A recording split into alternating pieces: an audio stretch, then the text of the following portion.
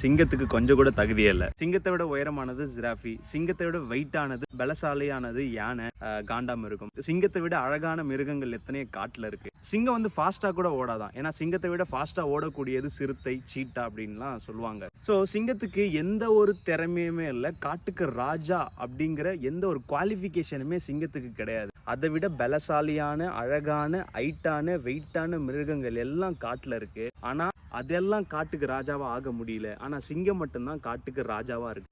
ஏன் அப்படின்னா சிங்கத்தோட ஆட்டிடியூட். சிங்கம் ஒரு அடி எடுத்து வச்சதுன்னா அது திரும்ப பின்னாடி கால் எடுத்து வைக்காதான். அதோட ஃபோக்கஸ், அதோட கோல் எப்பவுமே வந்து நேராக தான் இருக்கும். அதை விட ஹைட்டா இருந்தாலும் சரி, வெயிட்டா இருந்தாலும் சரி, எவ்வளோ பெரிய ஆளா இருந்தாலும் சரி, அது ஃப்ரண்ட்ல போய் நின்றுச்சுன்னா பயப்படாம, அதோட திறமையை பத்திலாம் கவலைப்படாம, நான் தான் இந்த காட்டுக்கு ராஜா அப்படிங்கிற அந்த மென்டாலிட்டியோட அதோட இறைய பார்க்குமா, வேட்டையாடுமா, ஜெயிக்குமா. அப்படிப்பட்ட ஒரு மென்டாலிட்டி, சிங்கத்தோட ஆட்டிடியூட் நம்ம வாழ்க்கையில இருக்கும்போது நம்மளுக்கு ஆப்போசிட்ல இருக்கிற எப்படிப்பட்ட விஷயங்களா இருந்தாலும் நம்ம அதை உடைச்சிக்கிட்டு வெளியில வர முடியும். நான் ராஜாவோட பிள்ளை அப்படிங்கிற ஒரு ஆட்டிடியூட், அது பெருமைக்குரியதா மாறக்கூடாது, கான்ஃபிடென்ட் கூறியதா இருக்கணும், இன்ஃபீரியாரிட்டிக்குரியதா இருக்கக்கூடாது, ஒரு போல்ட்னஸ் கூறியதா இருக்கணும். முன் வச்ச கால பின் வைக்க கூடாது. சிம்பிள், இதுதான். ஓகே.